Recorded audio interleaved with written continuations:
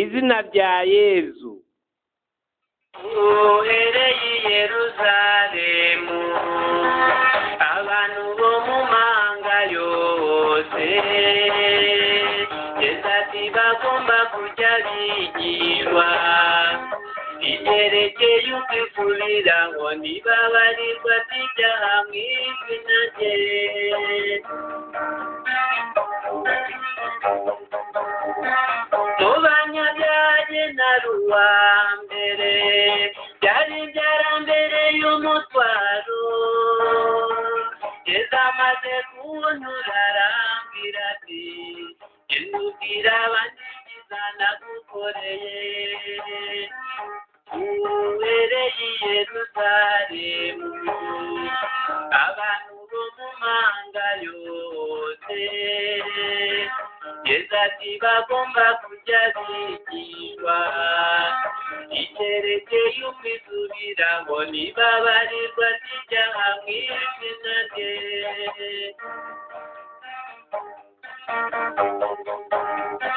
mwirinde gucira imanza abantu ahubwo uganyuma isuzume ese abo mushinja ko ari abanyabyaha batazabakanga mu bwami bwo mu ijuru uhereye i Yerusalemu abantu bo mu mahanga yose Yesu ati bagomba kujya bigishwa icyerekeye ukwisubiraho ntibabarirwa by'ibyaha mu izina rye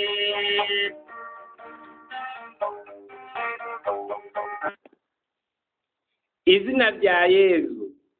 Inyigisho ihimiriza kurimenyesha. Gatagara, ukwezi kw'irozari, umwaka w'2003. Ibuka Yezu Kristo yazutse mu bapfuye. Ikete rya kabiri ubutumwa Pawulo yandikiye Timote, ikigabane cya 2 akarongo 8.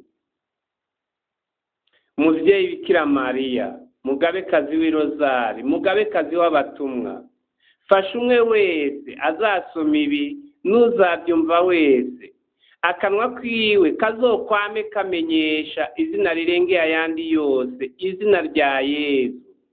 Gutyo Imana se wiwe aninahazwe muri mutima mweranda. Abanyafilipi ikigabane cya 2 akarongo 9 gushika ku 11. Kristo niwe buzima bwanje, intangamarara. Muvyeyi Bikira Mariya, mugabekazi w'irozari, ubu none muvyeyi nkora iki kugira ngo abarundi bashobore kuvuga izina rya Yezu? Shavuzwa nuko iryo zina ritazwi, mbere n'abitwa ko barizi bakarivugira mu matamatama. Mawe wo mwijuru, erega nawe we ndabizi ko bigushavuza, tubigenze gute muvyeyi? Hinge rero dufatikanye, mawe muvyeyi wa Yezu, twerekana agaciro k'iryo zina rya Yezu. Tuvuge ko ari ryo ritegerezwa kumenyeshwa, tuvuge uruhara rifise muri iryo menyeshwa rya Yezu. Dute ko dushinge n'intahe y'abatabawe n'iryo zina. Kubw'ibisabisho vyawe hariho uwuri butangure avuga ati Yezu. Icyambere, agaciro k'izina rya Yezu. Amajambo tugira tuvuge si yaha agaciro izina rya Yezu. Mugabo uravye neza wosanga amajambo yacu twebwe nk'abantu bishika rimwe agatesha agaciro iryo zina. By'ukuri rero iryo zina ryumvikana ubwa mbere ku isi ko rihawe uwo Bikira Mariya yari yibungenze, ryari risohotse mu kanwa k'umumarayika w'umukama. Injili ya Matayo ikigabane cya 2 akarongo ka 21, Injili ya Luka ikigabane cya 2 akarongo ka 31. Iryo zina rifise icyo yisangije risumbije ayandi. Nibi turiko turavuga niryo ribiha agaciro. Iryo zina risumba ayandi yose, kandi niryo riyaha agaciro. Abanyafilipi ikigabane cya 2 akarongo ka 5 gushika ku ka 11. Rero bikeye tworivuga ko bijanye n'ubukuru n'ubutayegayezwa bwaryo. Icyambere niryo ryonyine rikiza. Nta handi hari ubukiriro atari muri we, nkako munsi y'ijoro nta rindi zina abantu bahawe ryagenewe kudukiza. Ibikorwa by'abatumwa ikigabane cya 4 akarongo ka 12. Ushaka kurokorwa wese rero ngiri izina ryo kwirukira Yesu. Urashaka gukira igicumuro, nta wundi uzokigukiza atari Yesu. Urashaka gukira urupfu, nta wundi azorugukiza atari Yesu. Urashaka gukira indwara, nta wundi azogukiza atari Yesu. Urashaka gukingirwa amashetani no kuyirukana iyo ari, nta wundi azogutabara atari Yesu. Vy'ukuri mu izina rya Yesu niho ibitangaro byose bikorerwa. Igitabo cy'ibikorwa by'abatumwa kibitwereka kenshi. Petero abwira uwamugaye ati nta zahabu nta feza mfise, ariko ngiki icyo mfise ngira ndaguhe. Ku izina rya Yesu Kristo umunyanazareti, va hasi utambuke. Amufashe ukuboko k'ukuryo aramuhagurutsa. Ibikorwa by'abatumwa ikigabane cya 3 akarongo ka 6. Nk'uko Petero abisigura, siwe akiza, ahubwo hakiza izina rya Yesu, kubera ko twizigiye izina rya Yesu. Uwo muntu mubona kandi muzi yakijijwe n'izina rya Yesu yemeye. Ibikorwa by'abatumwa ikigabane cya 3 akarongo ka 16. Izina rya Yesu rirakiza by'ukuri. Mu izina rya Yesu shetani nta jambo abagifise mu bantu. Nka wa mugani wa Patiri Ibaridi Rugirangoga, shetani ni ikiza kibweja aho Yesu ataravugwa. Ahavuzwe Yesu shetani arahava. Igitabo cy'ibikorwa by'abatumwa kitwereka Paulo yirukana shetani agira ati mu izina ry'umukama Yesu Kristo ndagutegetse nguve muri uyu mukobwa. Ako kanya nyene imuvamwo. Mu izina rya Yesu rero nta bubasha na buke shetani ikidufise ko nitukiri abaja bayo. Izina rya Yesu ryaratubohoye. Ni nacyo gituma mu izina rya Yesu nta shetani ishobora kwigarurira ubuzima bw'uwemera Yesu ry'ukuri. Uwo bayiterereza cyangwa bagendeza shetani zikamufata, ukwemera kwiwe kuba kujegera. Mu izina rya Yesu abazimu, ibitega, amahembe n'ayandi mazina yitirirwa shetani ntashobora kutwigarurira na rimwe. Izina rya Yesu riradukingiye. Gusa rero ikibabaje nuko usanga iryo zina tutaritahura aho tubaye. Hama ntitunaryishimikize. Yamara none ntitubwirwa ko umuntu wese azokwitabaza izina ry'umukama Yesu azorokorwa, kandi ko uwumwemera wese atazomaramara. Abanyaroma ikigabane c'10 akarongo ka 11 gushika ku ka 12. Birakenewe rero kwitabaza izina rya Yesu kandi tudakekeranya. Hariho umutego rero muri rusangi abarundi twaguyemo, ariko dutegerezwa kuyigobotoramo mu izina rya Yesu. Ugasanga umuntu aravugira hejuru ati mana mana. None by'ukuri uwo muntu aratahura neza izina ry'uwatabaza? None azotabarwa nande?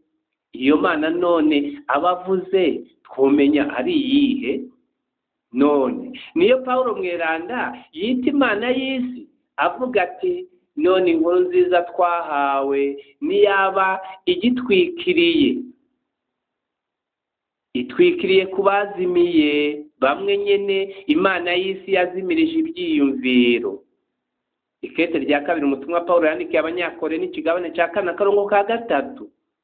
Yoba none ari ya mana bansi b'umusaraba bakorera, nk'uko Paulo abavuga agira ati nkako rero nk'uko nabibabwiye kenshi ubu nsubiye kubibabarirana amarira.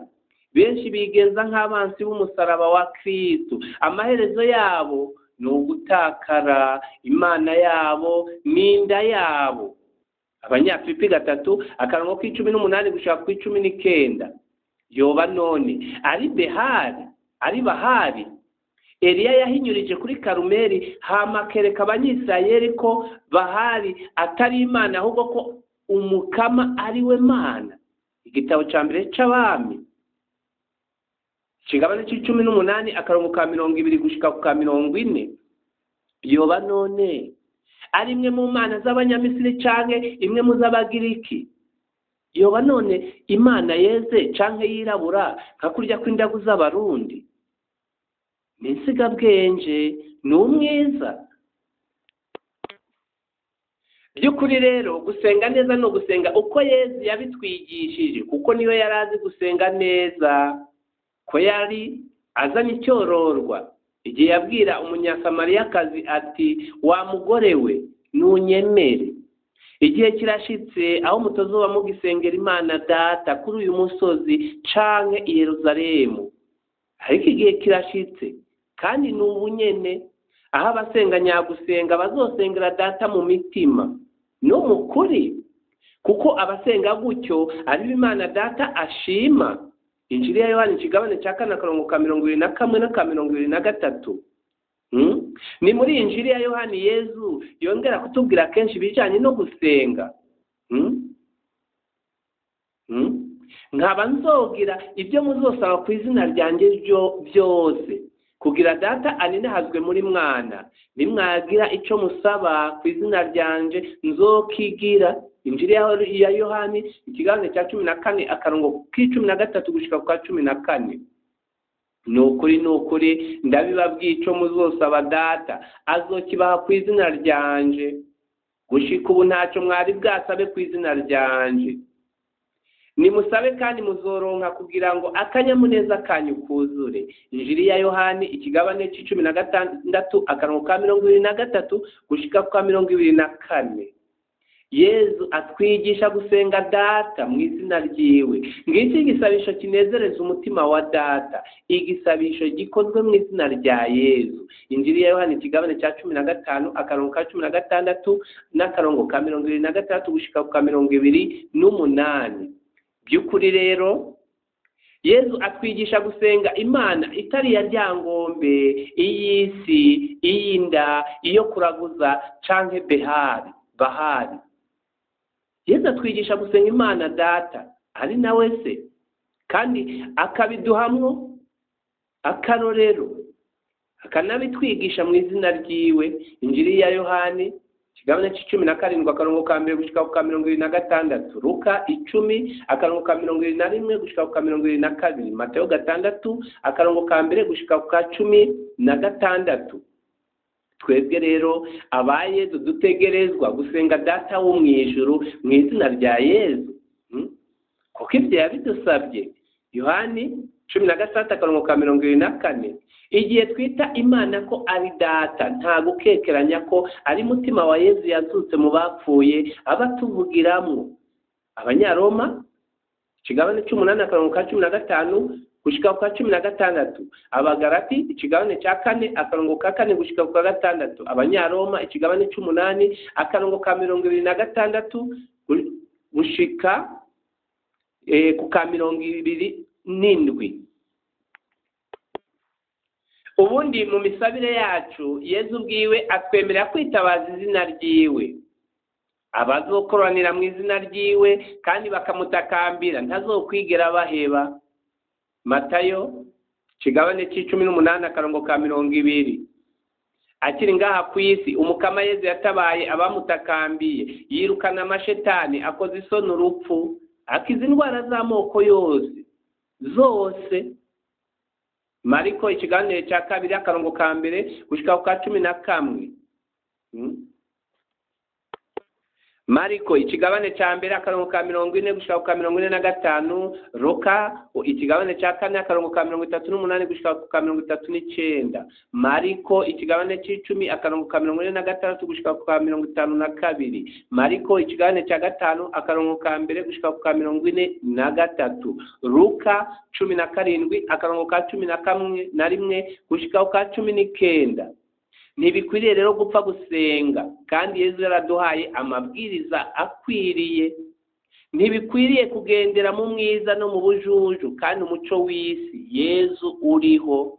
Injili ya Yohani ikigabane c'8 akarongo k'12. Gupfa gusenga uko wishakiye nuko nyene kuvuga ibisabisho bitagira mvura.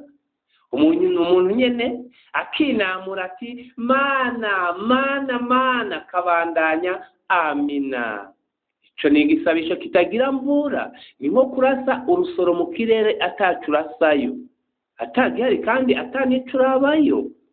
Bimenye neza rero muri Yesu, izina rikiza ni irya Yesu. Ngico igisabisho kizama ivyamwa, akanyamuneza gakwiye. Yohani 15 akarongo ka 11, 13 akarongo ka 22 gushika ku 24, ubuzima buramvye. Yohani kigabane c'icumi akarongo ka 10, amahoro akwiye. Yohani kigabane ca 14 akarongo ka 27. Tugarutse gato kw'izina Imana, abarundi bakunda kwamiza mu kanwa no kwitabaza. Izina rikiza ni irya Yesu.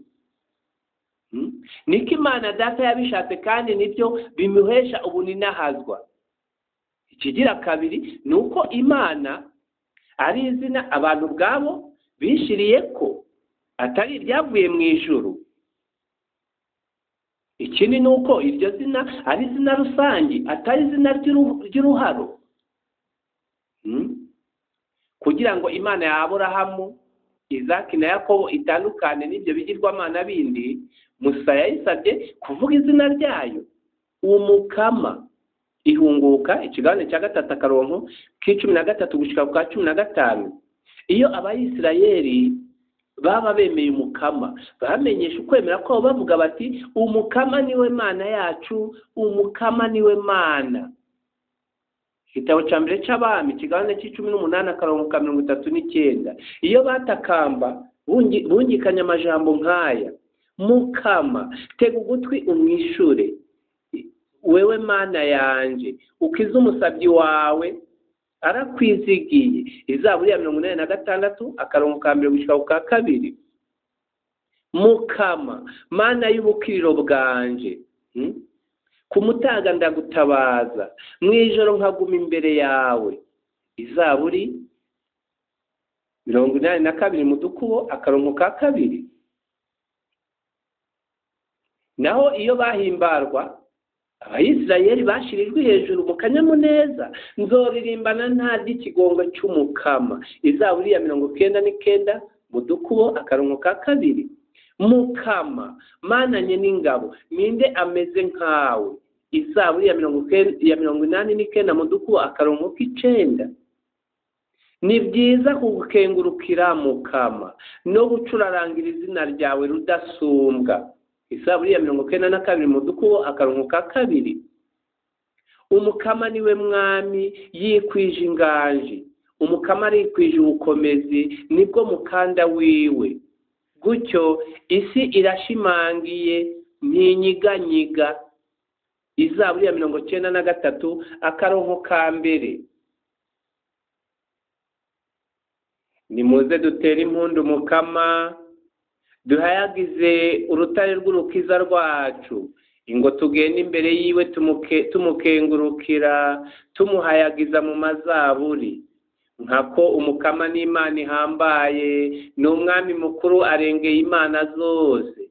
Ingo dukubite inkoro hasi, twuname, dupfukame imbere y'Umukama yaturemye. Nkako niwe Mana yacu, natwe turi igihugu aragiye, turi ubusho buri mu minwe yiwe.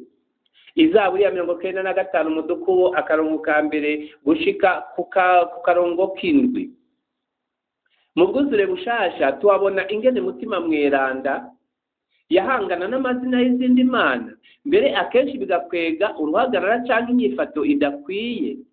Pawulo ahejeje gukiza uwamugaye Ilisitiri, wewe na Baranaba, abantu b'Ilisitiri babise imana bati imana zisa n'abantu zaje muri twebwe.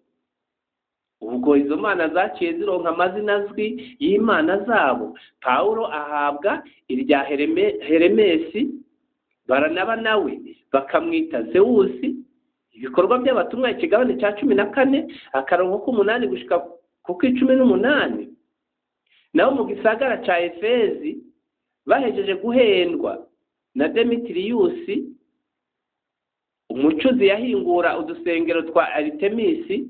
Abanyefezi bashwanye n'abatumwa bavugira hejuru ko Aritemisi yabo ihambaye. Ibikorwa by'abatumwa ikigabane c'19 akarongo ka 21 gushika ku 40. Ibi byose rero muri Yesu biratwereka ko gukoresha izina rikwiriye mu gisabisho, ariko gusenga by'ukuri, kuko uwo ubwira abazi izina ryawe gutyo nawe akakumva. Ushirijwe hejuru rero uvuga ngo mana, ntaho bitaniye no guhagarara mu kivunga cy'abantu, mu kifunga cy'abantu, maze ukavuga ngo muntu, none uwo muntu ninde yo mutegera? Nta rindi zina rikiza rero atari irya Yesu Kristo, kuko iyo tumutakambiye aradutabara, kandi twatabaza se mu izina ryiwe akatubera inzira iduhwanisha na se ari we Data. Gutyo ibyo Data aduhaye byose bikitirirwa uwo yeguriye byose. Abanyekolosi ikigabane ca mbere akarongo k'18 gushika ku 20. Abanyefezi ikigabane ca mbere akarongo k'10. Luka ikigabane c'10 akarongo ka 22. N'uyo yahaye ububasha bwose mu ijuru no ku isi. Matayo ikigabane cya 28 akarongo k'18. Abanyefezi ikigabane ca mbere akarongo ka 20 gushika ku 22. Icya kabiri niryo ryonyine rimenyeshwa. Umuntu wese amaze gukizwa n'izina rya Yesu nta rindi risigara rivugwa ku rurimi rwiwe mu butumwa akora. Pawulo abitubarira kenshi. Oya, nta kindi nashatse kumenyesha muri mwebwe atari ukubamenyesha Yesu Kristo. Yesu Kristo yabambwe ku musaraba. Ikete rya mbere umutumwa Pawulo yandikiye Abanyakorenti ikigabane cya 2 akarongo ka 2. Uyo Kristo niwe tumenyesha mu guhanura umuntu wese no mu kwigisha umuntu wese, tukabigirana ubwitonzi bwose, kugira ngo umuntu wese tumugire umuntu abushitse muri Kristo. Abanyakorenti ikigabane cya mbere akarongo ka 28. Erega ntitwigisha ibitwerekeye, ariko twigisha Kristo Yesu uko ari we Mukama. Ikete rya kabiri umutumwa Pawulo yandikiye Abanyekorenti ikigabane cya 4 akarongo ka 5. Imana yo ishobora kubaremesha kubw'inkuru nziza niyigisha mu kuranga Yesu Kristo muri ryabanga ryahishijwe kuva kera na rindi. Imana yo ishobora kubaremesha kubw'inkuru nziza niyigisha mu kuranga Yesu Kristo muri ryabanga ryahishijwe kuva kera na rindi. Abanyaroma ikigabane cya 16 akarongo ka 28. Uko niko nahagurutse Yerusalemu ngashika muri Iliriya ndiko ndigisha inkuru nziza ya Kristo. Ariko nitwararitse kumenyesha ya nkuru nziza aho Kristo atari bwavugwe. Abanyaroma ikigabane cya 15 akarongo ka 19b gushika ku 20. Tweho tumenyesha Kristo yabambwe ku musaraba. Ikete rya mbere umutumwa Pawulo yandikiye Abanyakorenti ikigabane cya mbere akarongo ka 23. Ubutumwa rero bw'umukristo nta bundi atari ukumenyesha izina rya Yesu, kanatsinda nibwo butumwa Yesu yahaye abamwizigira bose uhereye ku batumwa biwe. Ibikorwa by'abatumwa ikigabane cya mbere akarongo k'8. Kuko iryo zina ryonyene rimenyeshwa n'indimi zose kandi rigapfukamirwa n'abo mu isi, mu ijuru no mu kuzimu. Abanyafilipi ikigabane cya 2:11. Nuko ibyo bikaninahaza Imana se. Kumenyesha izina ry'uwabambwe ku musaraba isi ntibyakira kuko ibyita ubujuju. Ikete rya mbere umutumwa Paulo yandikiye abanyekorenti ikigabane cya mbere 18:22 gushika ku 25. Mbere abamenyesha izina rya Yesu kuko isi itabanumisha ngo babyemere, isi itamwo kubahonda, kubidogera, kubaca mu muryango cyangwa kubaca agatwe. Uko niko abatware b'Abayahudi babigize igihe bahamagaza abatumwa bakababuza kongera kuvuga cyangwa kwigisha mu izina rya Yesu. Ibikorwa by'abatumwa ikigabane cya 4:18. Mugabo abatumwa ntibabyemeye gushika naho bahamagaye bagakubitwa ibimoko, ariko bagataha bahimbawe ko bagize amahirwe yo kugirirwa nabi bazira izina rya Yesu. Ibikorwa by'abatumwa ikigabane cya 5:23 gushika ku 42. Yesu rero ni izina ritegerezwa kumenyeshwa, nta muntu n'umwe ashobora kubuza icyo gikorwa. Na Paulo atubwira ko nawe ubwiwe yiyumvira ko yotegerezwa kurwanya ku buryo bwose izina rya Yesu w'i Nazareti, ariko byaramugoye. Mbere ko ari nko kwita ku rutare. Ibikorwa by'abatumwa ikigabane cya 23:4 gushika ku 18. Nta kintu rero ku isi kibaho gishobora kubuza inkuru nziza kumenyekana, kuko ijambo ry'Imana Data ntiribohwa. Ikete rya kabiri umutumwa Paulo yandikiye Timote ikigabane cya 2:8 gushika ku 9. Muri Kristo rero menya neza ko ubutumwa bwawe ari Yesu. Abo wigisha reka kubicarika impande y'ibarabara, ahubwo barongore mu nzira Yesu, babwire ukuri Yesu, gutyo ubaronse ubuzima Yesu. Injili ya Yohani ikigabane c'14:6 gushika ku 14. Mu Kristo menya neza ko utari umutumwa w'Imana nka Muhamadi, ahubwo uri cabona ca Yesu. Vuga Yesu, menyesha Yesu ibihe byose. Niwe jambo dutegerezwa kubwira abandi. Ikete rya kabiri umutumwa Paulo yandikiye Timote ikigabane cya 4:1 gushika ku 5. Niwe nkuru nziza ikiza dutegerezwa kumenyesha. Tutayimenyesha naho tukazomara amazwa. Ikete rya mbere umutumwa Paulo yandikiye abanyekorenti ikigabane c'9:16 kuko ariyo rukiza rwacu. Abanyaroma ikigabane cya mbere 16 gushika ku 17. Icya gatatu niryo ryonyene tumenyeramwo Data kandi tukarirongeramwo mutima mweranda. Dawe yarampaye ibintu byose, kandi nta n'umwe amenya mwana atari se, kandi nta n'umenya se atari mwana, be n'uwo mwana ashatse kumuhishurira. Injili ya Luka ikigabane c'10:22. Nibyo koko uwutazi Yesu na se wiwe ntawazi. Uwutazi Yesu Kristo ntaba yaramenye Imana iyo ariyo, kuko Yesu niwe nzira, ukuri n'ubuzima, kandi ntawe ushika kuri Data atamuciyeko. Niwe nzira rudende ija kuri Data. Uwumutahuye atahura na se. Injili ya Yohani ikigabane c'14:6. Hama uwumwanse akaba yanse na se. Injili ya Yohani ikigabane c'15:23. Uwubonye Yesu ababonye na se. Injili ya Yohani ikigabane c'14:9. Kuko Kristo ariwe abereye ijisho ry'Imana, kandi ku maso yiwe hakaba hasayangana ubuninahazwa bwiwe. Ikete rya kabiri umutumwa Paulo yandikiye abanyekorenti ikigabane cya 4:4 gushika ku 6. Paulo mweranda nubwo yari afise byinshi yo kwiratana bijanye n'inyigisho ndoramana z'abakurambere biwe, Abanyafilipi ikigabane cya gatatu akarongo ka mbere gushika ku ka gatandatu, Abanyagalati ikigabane cya mbere akarongo k'14, ntiyatinya byose kubyita amazirantoke, umwavu, ubigereranije n'icyiza kiruta byose aricyo kumenya umwami wacu Yezu Kristo. Abanyafilipi ikigabane cya gatatu akarongo k'7 gushika ku k'9.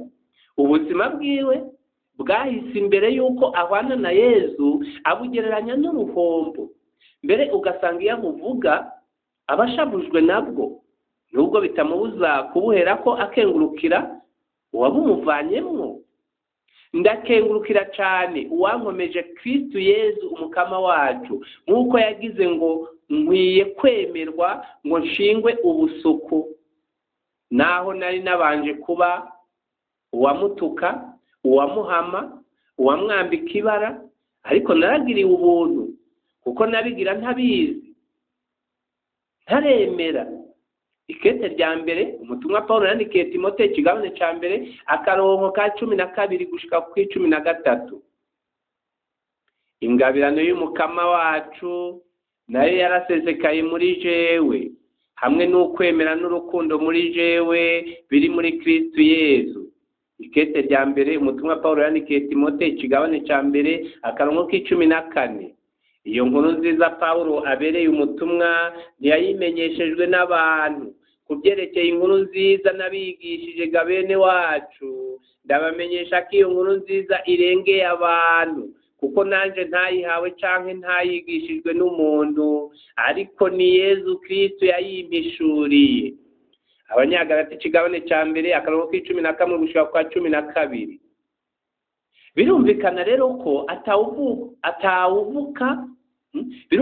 ko atawuvuka azi inkuru nziza. Yesu niwe ashobora kwiduhishurira, ntawuvuka azi Yesu, se niwe amuduhishurira ngo tumumenyeshe, gutyo abone kuninaharizwa muri mwana. Abanyagalati ikigabane cya mbere akarongo k'15. Kandi by'ukuri uwo kwiyumvira gatoya yo bitahura, niyaba Yezu avuga ko ari we nzira imwe rudenda ijana kuri data, none ubutamuciye ko yoshika gute kuri se?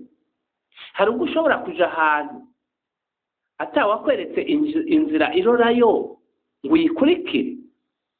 Ko Yezu ari irembo rimwe rudende ry'ijuru, udaciye muri iryo rembo none wo kwinjiramwo gute?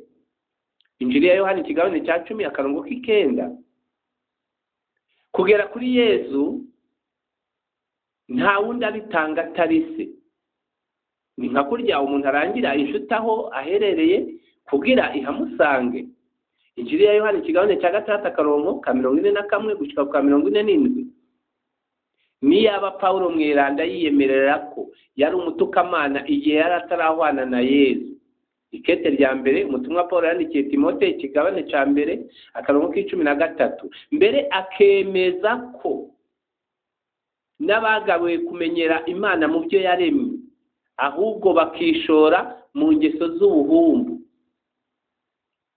Abanyeroma ikigabane cya mbere akarongo k'18 gushika ku 32. Twebwe abarundi none two kwishira mu kihe gice? Ijambo rya Yezu na twebwe riraturaba imbere yo kumenya Yezu. Umurundi wese abatazi Imana yamaho. Ico gituma umwe wese ategerezwa kumva ko inkuru nziza itabije kwiyongera ku byo yahora azi, ahubwo ibije kumubwira ko ibindi bitamukijije, mbere ahubwo ko igihe kigeze cyo kwakira Yezu Kristo umutegetsi n'umukiza. Ibikorwa by'abatumwa ikigabane cya 2 akarongo ka 36.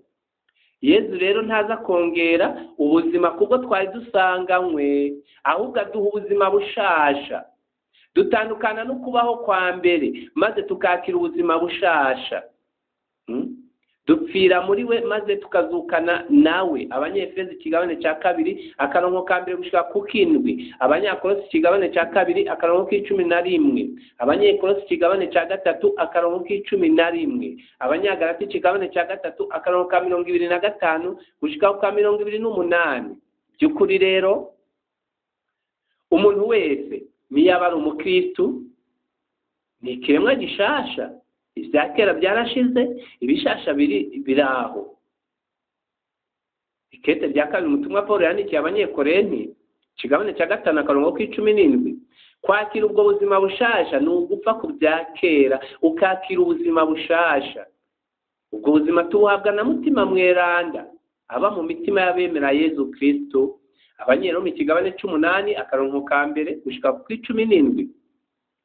Umutumwa Pawulo atubwira iryo vuka yitanga ko akarorero, avuga ati nkako na twebwe nyene kera twari burabwenge, intabarirwa, abazimiye, abagangwa n'ibyifuzo biryohera umubiri byinshi cyane, abamye bagendera mu kibi no mu nzigo, abateranishije kandi bankana. Ariko aho ubwiza bw'Imana umukiza wacu n'urukundo ifitiye abantu bibonekeye, ntiyadukijije iravye ibikorwa by'ubutungane twashoboye gukora, ariko yadukijije kubw'ubuntu bwayo mu kutwuhagiza ivuka rya kabiri n'iremwa rya kabiri muri mutima mweranda.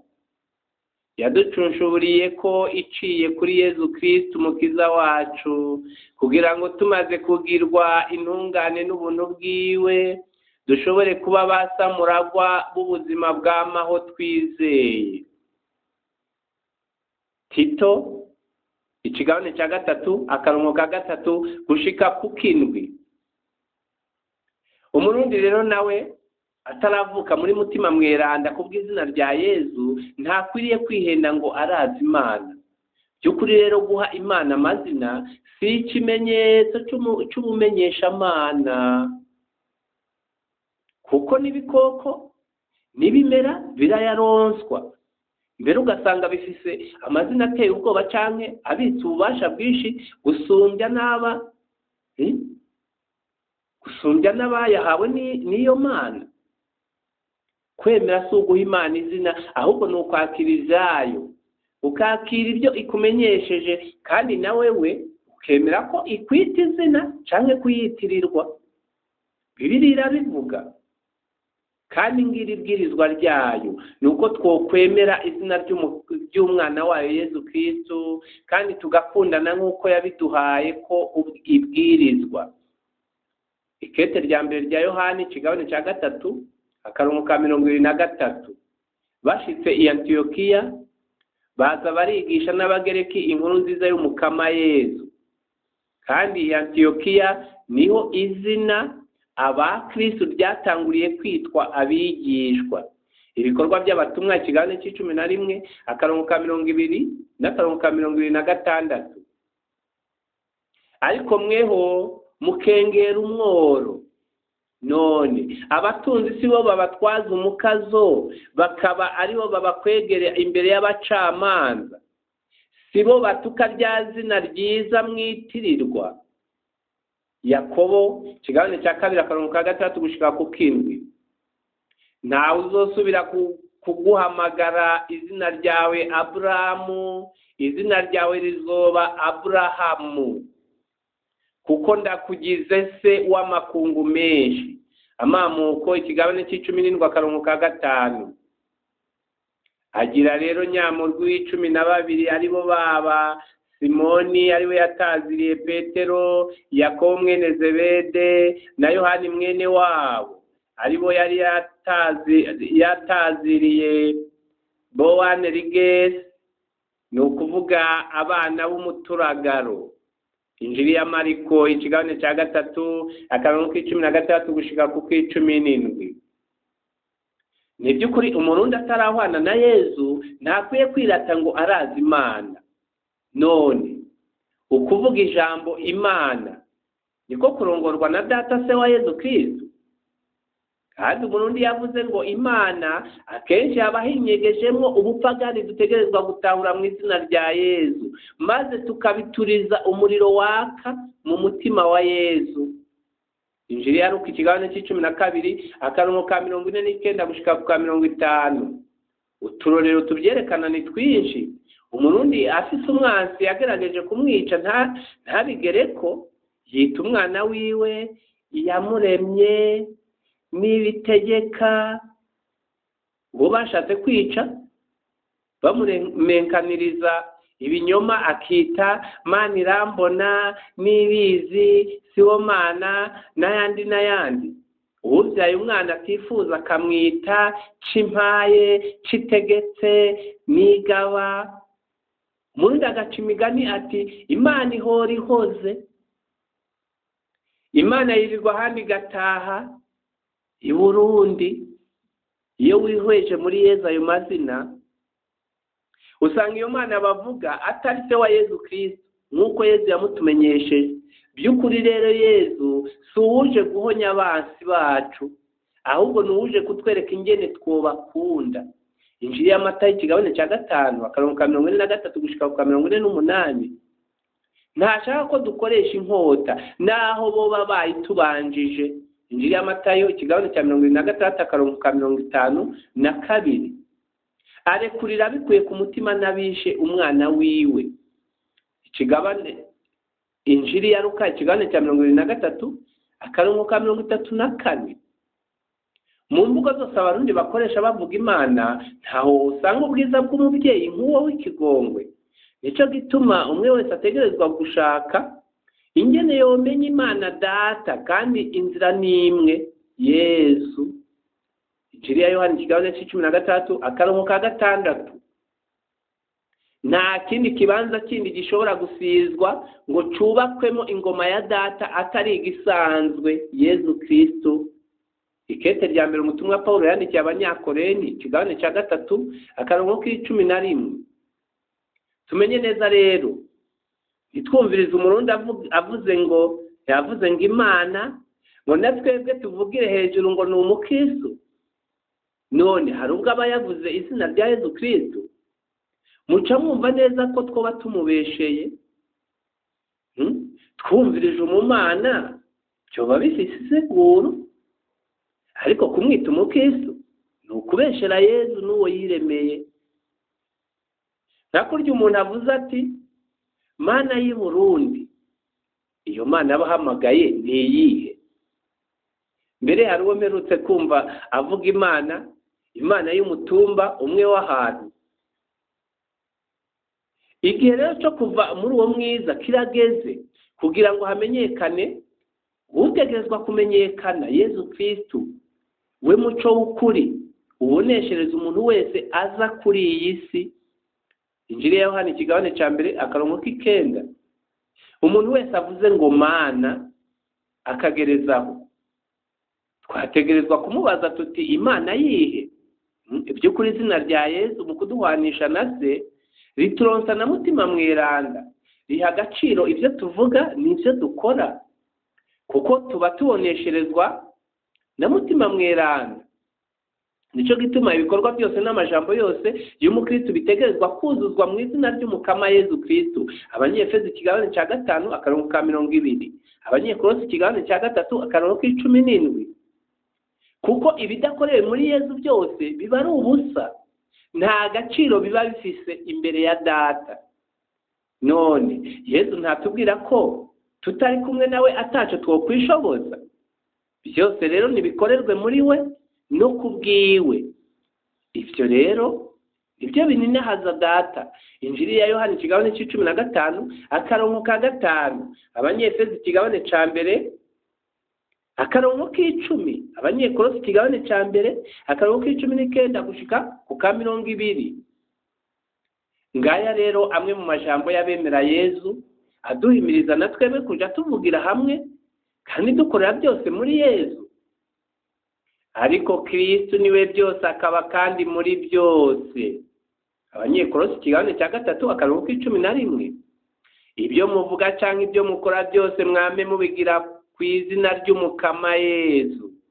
Abanyekolosi ikigabane cya 3 akarongo k'17.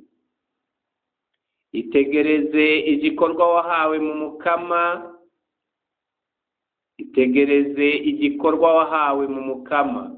Abanyekolosi ikigabane cya 4 akarongo k'14. Kandi ubu turi bazima kuko mugumya umutima rugabo mu mukama. Ikete rya mbere umutumwa Paulo yandikiye Abanyetesalonika ikigabane cya 3 akarongo k'8. turabategetse bene wacu ku izina ry'umukama wacu Yezu Kristu, ni muhungu wo muvukana wese yishinga kurera amaboko. Ikete rya kabiri umutumwa Pawulo yandikiye Abanyatesalonika ikiganiro cya 3:6. Mu mukama Yezu Kristu ngo bakore mu mutekano, ngo babone kurya ibyo bakoreye. Ikete rya kabiri umutumwa Pawulo yandikiye Abanyatesalonika ikiganiro cya 3:12. Ndagutegetse imbere y'Imana ibeshaho byose n'imbere ya Kristu Yezu yashinze intahe ikomeye imbere ya Ponsiyo Pilato. Ikete rya mbere umutumwa Pawulo yandikiye Timote ikiganiro cya 6:13. Mbere abashaka kuyobokera Imana muri Kristu Yezu bose bazohamwa. Ikete rya kabiri umutumwa Pawulo yandikiye Timote ikiganiro cya 3:12. Ego mwene wacu ni nkubonemwo akamaro mu mukama, ruhurira umushaha wanje muri Kristu. Filemo 1:20. Kandi yatuzuranye nawe itwicarika hamwe nayo mu ijuru muri Kristu Yezu. Abanyefeso ikiganiro cya 2:6. Nimunezerwe mu mukama, mwame munezerwa mu mukama. Abanyafilipi ikiganiro cya 3:1, ikiganiro cya 4:4. Nimukorane ku izina ry'umukama wacu Yezu. Ikete rya mbere umutumwa Pawulo yandikiye Abanyekorenti ikiganiro cya 5:4. Babyumvise baca barabatizwa ku izina ry'umukama Yezu. Ibikorwa by'abatumwa ikiganiro c'19:5. Nimwigaye byongeye umwe wese muri mwebwe abatizwe ku izina rya Yezu Kristu kugira ngo abashe kuronka ikigongo cy'ibicumuro byiwe, niho rero muzoronka ingabirano ya mutima mweranda. Ibikorwa by'abatumwa ikiganiro cya 2:38. Nta gukekeranya rero ibyiza byose tubirongera mu izina rya Yezu, kandi hanze y'iryo zina ntacyo dushobora kuronka. Kanatsinda na mutimanye n'ingabire atangwa mu izina rya Yezu Kristu, kandi akaronswa abamwemera bonyene. Injili ya Yohana ikiganiro c'15:26, ikiganiro c'16:23. Muri Yezu niho data twerekera urukundo. Injili ya Yohana ikiganiro c'15:13. Injili ibaruwa ikete rya mbere rya Yohani ikiganiro cya 4:9-13. Muri Yezu niho turonkera amahoro, ku buryo ari we mahoro yacu. Injili ya Yohana ikiganiro c'14:27. Abanyefeso ikiganiro cya 2:14-18.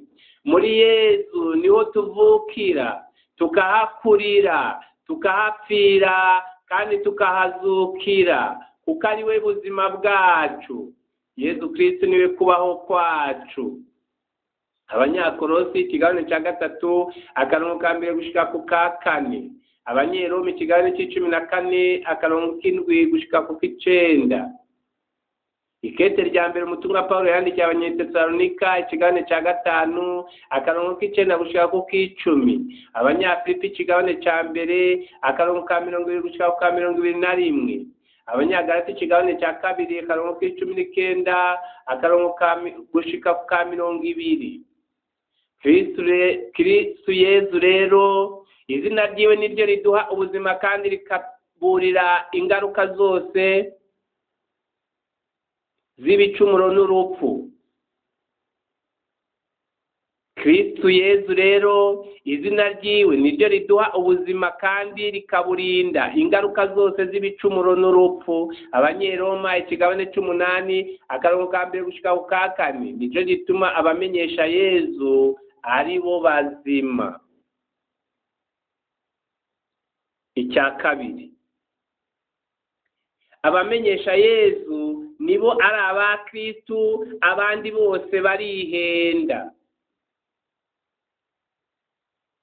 Erega ni n'abamenyesha inkuru nziza nibyo tuma nishima, nkako ni igikorwa ngombwa ntegerejwe. Ndoba ndarwikiriye ntamenyesheje inkuru nziza.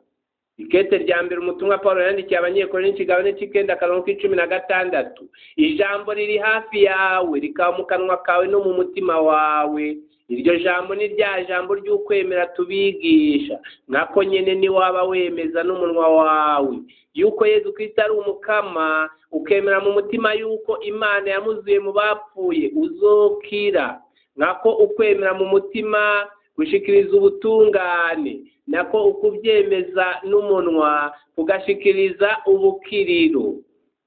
Abanyeroma ikigabane cy'icumi akarongo k'8 gushika ku k'10. Muri Yesu rero birumvikana ko abakizwa nawe ari abamumenyesha bonyene. Nibikwiriye kwemera Yesu mu mutima. Ni waba ushaka ubukiriro nawe utegerezwa kumuvuga mu kanwa kawe. Abatamenyesha Yesu bose barahumiwe. Noba ndagwiciriye ntamenyesheje inkuru nziza. Ikete rya mbere umutumwa Pawulo yandikiye abanyekorinto ikigabane cy'ikenda akarongo k'16 kwemera Yesu bijana no kumumenyesha, kandi abo bamumenyesha nibo bonyene bamwemera.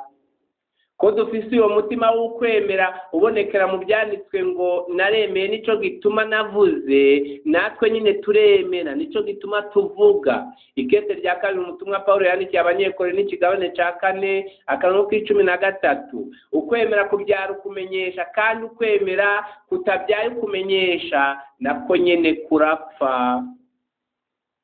Mu yandi majambo uwa Kristo wese umukristo ni umutumwa wiwe, iyo yanse kuba umutumwa areka gutyo no kuba umukristo. Ku munsi wa Pentekosti mutima mweranda kimara kururukira ku batumwa baciye batangura kumenyesha, yamara imbere y'uko mutima mwerandaza bari biyugaranye bahagaze, mutima mweranda kiburukira ko batangura kuvuga kumenyesha. Mutima mweranda ni nyene ukuri, atuvugiramo ibya Yesu, arushirizaho kuducyorora no kutubeshaho iyo twemeye ko atuvugiramwo. Guhagarara ntuvuge ukamengo ni ikigirwamana cy'ikibumbano ni ikimenyetso cy'uko mutima mweranda badahari. Nico gituma ndabamenyesha yuko atamuntu amurikiwe na mutima mweranda w'Imana yovuga ati Yesu aragacibwa, nk'uko nyene atanumwe yoshobora kuvuga ati Yesu ni umukama atamurikiwe na mutima mweranda. Ikete rya mbere umutumwa Pawulo yandikiye abanyekorinto ikigabane c'12 akarongo ka 3 gushika ku ka 4.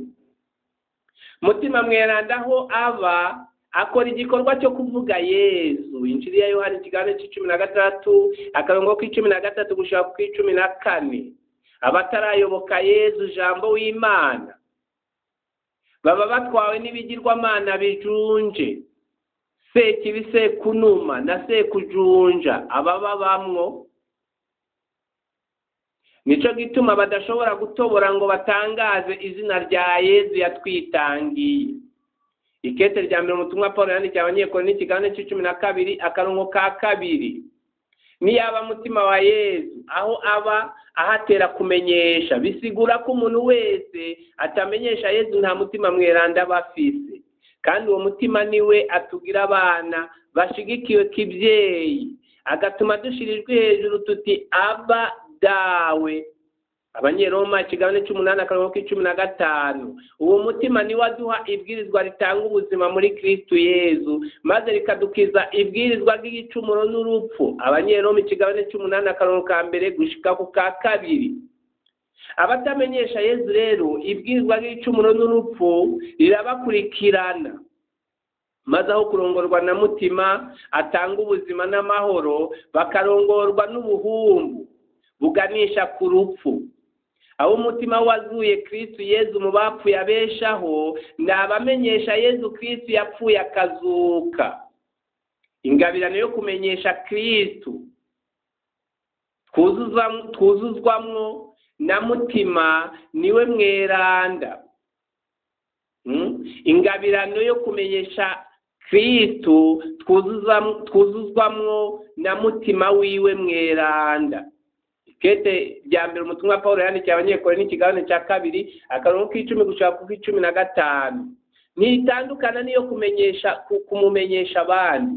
Ikete rya 10 ubutumwa Pawulo yandikiye abanyekorintho n'ikigabane cya mbere akarongo ka 5 gushika ku 6, ku buryo nyine no kumenyesha Yesu Kristo asigara ku nkeke arondera ukuntu n'abandi bose bomumenya akabakiza. Niwe tumenyesha mu guhanura umuntu wese no mu kwigisha umuntu wese, tukabigirana ubwitonzi bwose kugira ngo umuntu wese tumugire umuntu abushitse muri Kristo Yesu. Ico nico ndondera mu kwiruhisha, nkabirwanira ku ngero y'ububasha bwiwe bukora muri jewe bimwe bishemeye.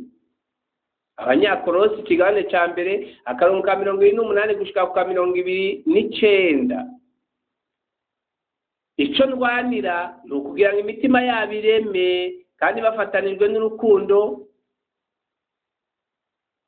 bashikire amatungo yose y'ubwenge butomoye, babone kumenya ibanga ry'Imana ari ryo Kristo. Abanyekolosi ikigabane cya 2 akarongo ka 2. Nka Pawulo mweranda wamenye Yesu yamana ntaryo, ahagarika umutima n'urukundo rwiwe mu ngorane nyinshi no mu makuba, akarondera ingene yomenyesha uwadupfiriye akazukira kudukiza. Ikete rya 2 umutumwa Pawulo yandikiye abanyekorintho n'ikigabane cya 5 akarongo k'14 gushaka ku 15. Ikete rya 2 umutumwa Pawulo yandikiye abanyakorintho ikigabane c'11 akarongo ka 23 gushika ku 29.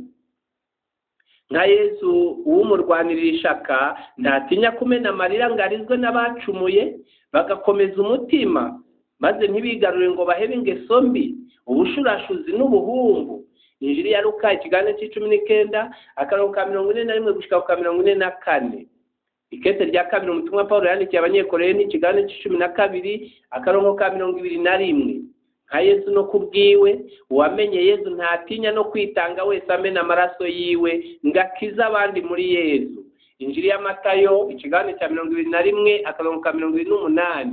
Ikete rya 2 umutumwa Pawulo yandikiye abanyekorintho ikigabane c'12 akarongo k'15. Abanyafilipi ikigabane cya 2 akarongo k'17. Ikete rya 1 umutumwa Pawulo yandikiye abanyetesalonika ikigabane cya 2 akarongo k'8. Nta burenganzira rero na bumwe dufise bwo kwiyita ba Kristo niyaba akanwa kacu katamenyesha Yesu igihe cyose. Ntidutegerezwa kandi kwitwa aba Kristo abantu bajunje, nk'ibigirwamana batavuga izina rya Yesu. Aba Yesu nabamumenyesha, naho abandi bose baba bihenda. Kumenya rero umukristo biroroshe, kuko ni ugutega ugutwi ukumva uko umuntu avuga amenyesha izina rya Yesu. Ubukristo bwo mu mutima ntibubaho. Nk'uko itara bacanye bakaryubika k'igitebo rizima, ni nako umukristo uretse kumenyesha izina rikiza Yesu nawe nyene urupfu rumwivugana.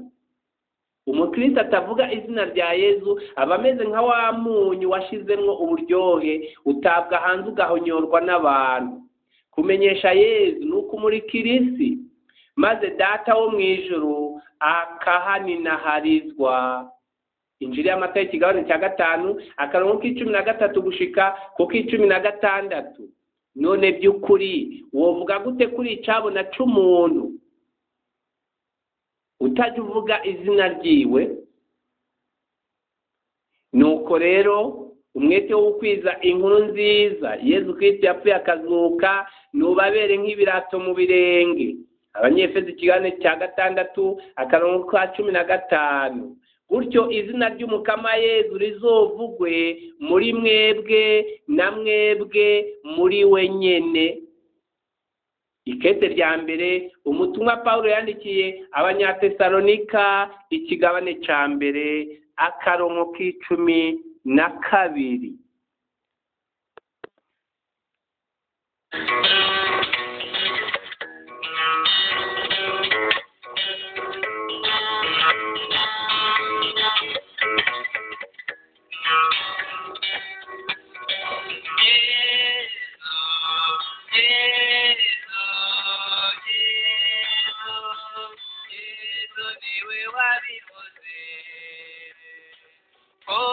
hazaba ibintu biteye ubwoba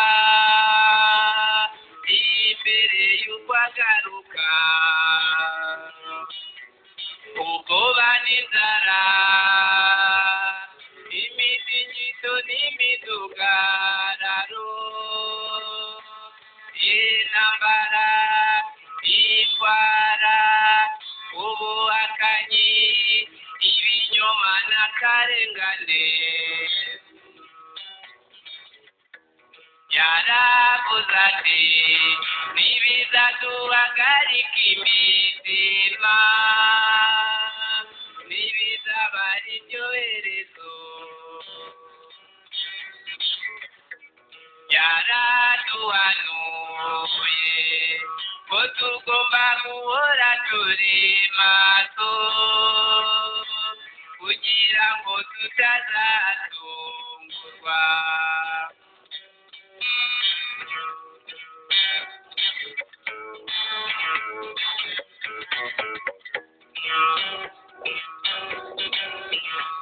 Mwitondere bati imitima yanyu itazatwarwa n'ubusambo n'isindwe n'uducogocogo tw'ubuzima, maze uwo munsi ukazabagwa gitumo, kuko uzatungura abatuye ku isi bose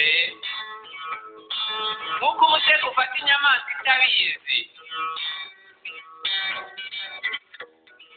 Yesu, Yesu, Yesu, Yesu niwe wabivuze ko hazaba ibintu biteye ubwoba imbere y'uko agaruka, ubwoba n'inzara, imitingito n'imidugararo, intambara, indwara, ubuhakanyi, ibinyoma n'akarengane. Yaravuze ati ntibizaduhagarika imitima, ntibizaba ari ryo herezo. Yaraduhanuye ko tugomba guhora turi maso kugira ngo tutazatungurwa.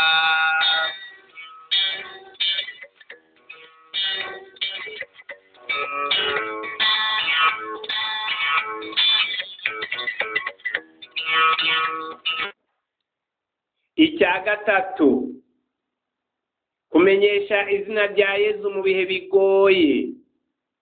Ntimuzimye mutima mweranda, ntimuzimye mutima. Ikete rya mbere umutumwa Pawulo yandikiye Abanyetesalonika, ikigabane cya 5 akarongo k'19. Menyesha ijambo ry'Imana wamize ko byanse bikunze, uhanure, wihanize, uremeshe, mu kwigisha utarambirwa. Erega hazoza igihe abantu batazoba bacumva inyigisho nzima, ariko kubera ibyifuzo byabo bazokwirunda ko abigisha babaryoshyaryoshe. Bazokwiziba amatwi ntibumve ukuri, ariko bazokwita ku bihuha. Ikete rya kabiri ubutumwa Pawulo yandikiye Timote, ikigabane cya 4 akarongo ka 2 gushika ku ka 4. Turwanisha tukitabaza intwaro z'ubutungane zo mu kuboko kw'iburyo n'ububamfu. Ikete rya kabiri umutumwa Pawulo yandikiye Abanyekorinto, ikigabane cya 6 akarongo k'7. Umukama Yezu yarungitse abatumwa biwe babwira ko bagiye nk'abana b'intama mu idubu. Injili ya Luka, ikigabane cya 10 akarongo ka 3. None intama zizoshobora gute gukora ubutumwa zitariwe n'izo dubu zidukikije? Hategerezwa kuba ubwenge bw'ijuru. Tureke kubandanya kurushwa ubwenge n'abana b'iyisi mu kubana kwabo. Injili ya Luka, ikigabane cya 16 akarongo k'8. twemere tudakekeranya ko kuvuga izina rya Yezu bitanga ubuzima, kurivuga no ku muntu aryumvirije. Mbere si umuntu wenyine n'icyaremwe cyose. Dukora uko dushoboye, mutima mweranda atuvugiramwo izina rya Yezu yame yaka muri twebwe. Ntihagire igihe kiducako, mbere no mu bihe bigoye turihurumbire, tureke gukoresha ukuryo gusa. N'intwaro zo mu kuboko kw'ibubamfu tuzikoreshe. Dutegereye mutima mweranda yo tubwira uburyo bwinshi izina rya Yezu rishobora kumenyekanamo. Gutyo tukaba amaso muri byose, tukiyumanganya uruhamo, tukijukira kurushirizaho kumenyesha inkuru nziza, tukaheza gutyo ubutumwa bwacu. Ikete rya kabiri umutumwa Paulo yandikiye Timoti ikigabane cya 4 akarongo ka 5. Kuri ibyo rero Yezu Kristo ashobora kumenyekana hakoreshejwe amazina abantu bita abana babo. Mbere n'abahejeje kuronswa amazina n'ababyeyi barashobora kuryongera ko amazina ari nahaza Yezu, twogereranya n'icivugo cabo canke n'amatazirano. Gutyo igihe cyose babandikiye, babahamagara, baberekana, bababonye, na Yezu agakurikizwako kuninaharizwa muri bo. Igihe cyose umuntu afise izina ririmo Yezu ahamagawe, na Yezu arahaninaharizwa.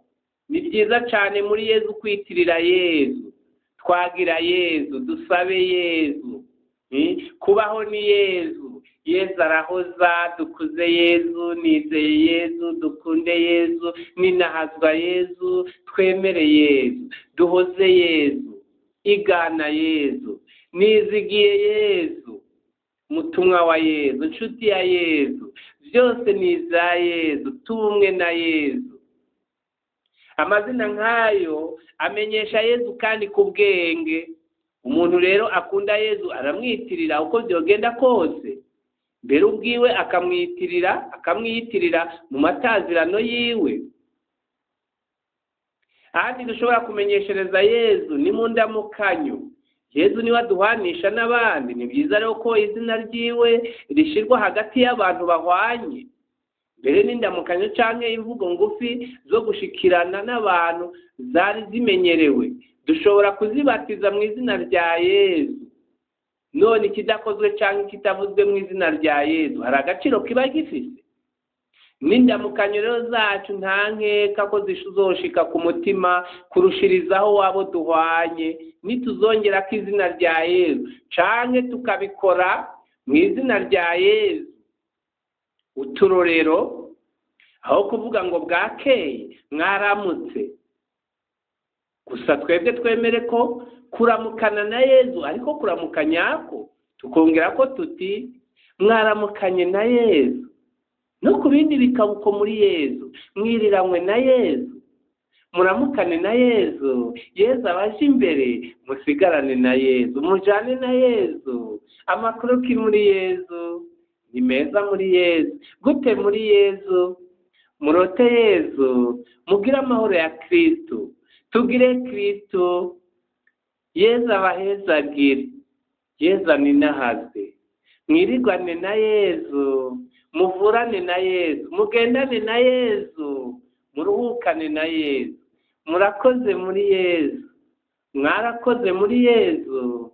Mu izina rya Yezu ndabahaye mwiriwe. Mujabukane na Yezu, mudandazanye na Yezu, musangire na Yezu, murabeho muri Yezu. Kubatiza gutyo izo ndamukanyo byomenyesha Yezu ku buryo buhambaye. Izo ndamukanyo nyeranda zagendana no kumva ko atagikorwa na kimwe cy'abakristo Yezu atahezagiye. Ku bw'izo rero zose dutegerezwa kuzikorana nawe, kandi tukazikorera muri we, mbere tukabyifurizanya muri we.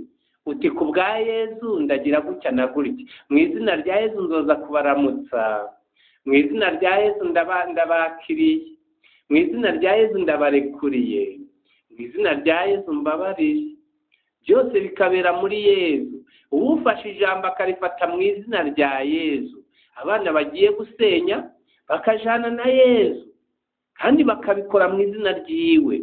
Ugiye kwiga akiga yigana na Yezu kandi akigana nawe ngo arushirizeho kumugana, abaririmba bakabikorera muri Yezu. Ibyo byose kandi ntibihere mu mutima wabo gusa no mu kanwa kabo, bikavugwa no mu bikorwa byabo bagira bakore mu izina rya Yezu no kubikorana nawe.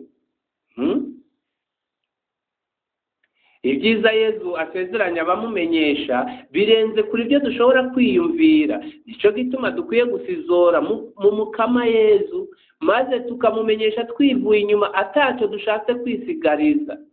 Uwo wese amenyesha Yezu, uwo mwana w'Imana aramurinda, maze shetani ntamugire ko ububasha. Injiri ya mbere ya Yohana ikigabane cya 5 akarongo k'18, uwumenyesha Yezu atsinda isi nka Yezu. Ikete rya mbere rya Yohana ikigabane cya 5 akarongo ka 5, Injiri ya Yohana ikigabane cya 16 akarongo ka 33, hama agahabwa kwicarana nawe ku ntebe yiwe y'ubwami. Ibyahishuwe ikigabane cya 3 akarongo ka 21. Abamenyesha Yezu abamara ubwoba n'isoni, hanyuma akabaha imbaraga, urukundo no kwitsinda. Ikete rya mbere rya Yohana ikigabane cya 4 akarongo k'18, ikete rya kabiri rya Timote ikigabane cya mbere akarongo ka 6 gushika ku 8, Abanyeroma ikigabane c'8 akarongo k'15, Abanyagalati ikigabane cya 4 akarongo ka 4 gushika ku 8, Injiri ya Matayo ikigabane c'10 akarongo ka 16 gushika ku 20.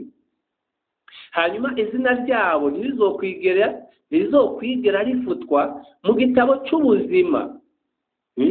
Uko babaye abavugizi ba Yezu imbere y'abantu, nawe akabavugira imbere ya Se. Ibyahishuwe 3:5 akarongo ka 5, Injiri ya Matayo ikigabane c'10 akarongo ka 32 gushika kwa 33, Injiri ya Mariko ikigabane c'8 akarongo ka 38. Abamenyesha Yezu abita inshuti ziwe, kuko mutimanye n'ukuri abahishurira ibanga ryiwe kurushirizaho ngo barimenyeshe atabwoba kandi batavugirwamo.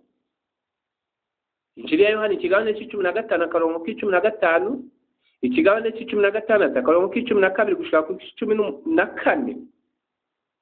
Ikete rya mbere umutumwa Paulo yandikiye Abanyekoreni ikigabane cya 2 akarongo ka 6 gushika ku 16, Abanyefeso ikigabane cya 3 akarongo ka 2 gushika ku 5, Abanyekolosi ikigabane cya mbere akarongo ka 24 gushika ku 25, Abanyeroma ikigabane c'16 akarongo ka 25 gushika ku 27. None kumenyesha izina rya Yezu aho twobishobora tutari kumwe n'uwarimenyeshejwe akarimwita inyuma yo kumwibungenga kandi akarihamagara inshuro nyinshi kurusha bose. Icya kane, uruhara rwa Bikira Mariya mu kumenyesha izina rya Yezu. Uzagusama inda uze wibyarimo umuhungu, uzomwita Yezu. Azomuna ahambaye kandi azokwitwa umwana wa Rudasumbwa. Umukama Imana azomuha ingoma ya se wiwe Dawudi. Azoga umuryango wa Yakobo imyaka yose, n'ingoma yiwe ntizohera. Injiri ya Luka ikigabane cya mbere akarongo ka 29 gushika kwa 33. Mu bagore bose warahezagiwe kandi n'umwana w'ibungenza arahezagiwe. Mbega iryo teka ry'uko nyina w'umukama wanje azakunda musa ndaritewe niki. Injiri ya Luka ikigabane cya mbere akarongo ka 42 gushika kwa 43. Nta gukekeranya Bikira Mariya nyina wa Yezu afise uruhara rwa mbere kandi ruhambaye mu kumenyesha izina ry'umwana wiwe w'ikinege. Niyaba uvuze izina rya Yezu ubwa mbere hoho, niyaba uvuga izina rya Yezu ubwa mbere hoho kuryumva ukumva ko rikiza. menya ko Bikira Mariya urwo rukiza yarwakiriye imbere yacu. Wewe yumvise iryo zina rivuye mu kanwa k'umumarayika ubwiwe rigenewe umukiza wacu. Niyaba rero kurimenyesha bikiza, none ninde yabirusha Bikira Mariya? Tuzirikane nk'inshuro yasubiza ababa bafise amazinda yo kumenya izina ry'umwana ahetse, yonsa canke ateruye. Bikira Mariya yishurana urukundo n'akanyamuneza ati Yezu. Nk'umwana wiwe w'ikinege, tuzirikane inshuro nyinshi yamuhamagarana n'urukundo. Yamuhamagarana urukundo nk'umubyeyi wiwe. Muri izo nshuro zose iryo zina rya Yezu yabandanije gutaka ubutungane uwo yacyoroye mu gihe atari bwanamwirungenge. Iryo zina rya Yezu ryabandanije gutaka ubutungane uwo yacyoroye mu gihe atari bwanamwirungenge. Hari amajambo Bikira Mariya yabwira Yezu atazokwigera asubirwamo n'undi, amajambo afatanya gusa umwana na nyina. Akarorero: mwananje Yezu, tebuka ndaguha ibere. Yezu mwana mwiza, abo bagutuka bihoze uze wifungurire. Mbega mwana watugize ibiki? Twe naso turi mu maganya tukurondera. Injiri ya Luka ikigabane cya 2 akarongo ka 48. Amajambo nkayo yuzuye urukundo Bikira Mariya yabarira kenshi umwana wiwe Yezu. Niyaba gutega amatwi Yezu bikiza kandi bigatanga imbaraga zo gutangaza ubutumwa. Injiri ya Luka ikigabane cya 3 akarongo ka 28. Ninde yateze amatwi Yezu nka Bikira Mariya? Imvugo ya mbere yasohotse mu kanwa ka Yezu ni nyina yayumva. Mu kumwigisha kuvuga yamutega amatwi akagarura imvugo yiwe. Urwo rurimi nyina yamwigisha nirwo Yezu yamenyeshejemo inkuru nziza. Umutumwa Yohani yerekana neza uruhare rwa Bikira Mariya mu njiri yiwe. Ibyo abikora ashira Bikira Mariya mu ntango y'ubutumwa bwa Yezu, ikana mu bugarire no mu kubuheza kuri Gologota i Yerusalemu mu Buyuda. Injiri ya Yohani ikigabane cya 2 akarongo ka 1 gushika ku 11, akarongo k'19, aka 25 gushika ku 27. Aho honyine niho umutumwa Yohana atwereka Bikira Mariya. Bikaba byerekana rero ko no mu Bukristo bwacu Bikira Mariya ari watangura muri twebwe ubutumwa bwo kumenyesha Yezu, akabuduherekezamwo gushika ku mpera y'umusaraba. Bikira Mariya ni umwamikazi w'abatumwa by'ukuri. Na Eklezia ija gutangura ubutumwa bwayo bwa mbere, umunsi mutima mweranda ayivura kujunja, maze igatangura kumenyesha Yezu. Bikira Mariya niho yari. Ibikorwa by'abatumwa ikigabane cya mbere akarongo k'12 gushika ku kigabane cya 2 akarongo ka 13. Umwe wese atanguye kuvuga Yezu, Bikira Mariya atangurana nawe kandi ntiyigera amuta. Ntankeka ko abatumwa bose ba Yezu bari bamufitiye icubahiro n'urukundo tudashobora kumva atari ku bwa mutima mweranda. N'ubu Bikira Mariya abandanya ibikorwa byiwe byo kumenyesha izina rya Yezu yifashishije abatumwa ba Yezu uyu munsi muri Yezu. Ntidushobora kumenyesha Yezu niyaba atarukundo tumufitiye. Nico gituma imbere yo guha ubutumwa Petero bwo kuragira intama ze, Yezu yabanje kumubaza ashimitse niyaba mukunda kurusha abandi.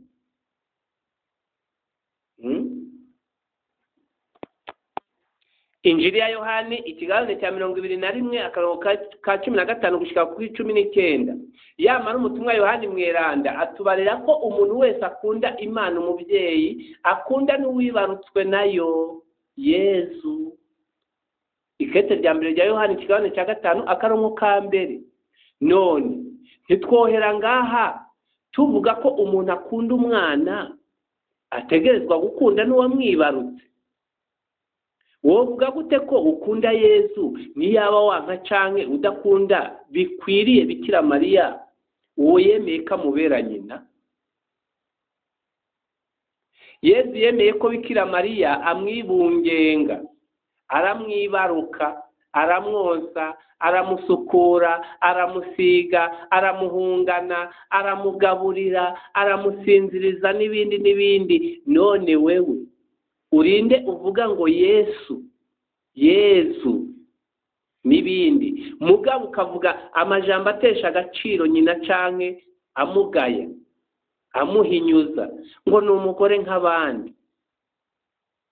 Mbere bamwe babigize umwuga canke ubutumwa, bavuye hasi bavuga nabi Bikira Mariya yakikiye umukama, mugabo bakihenda ko ari uburyo bwo kuninahaza Yesu.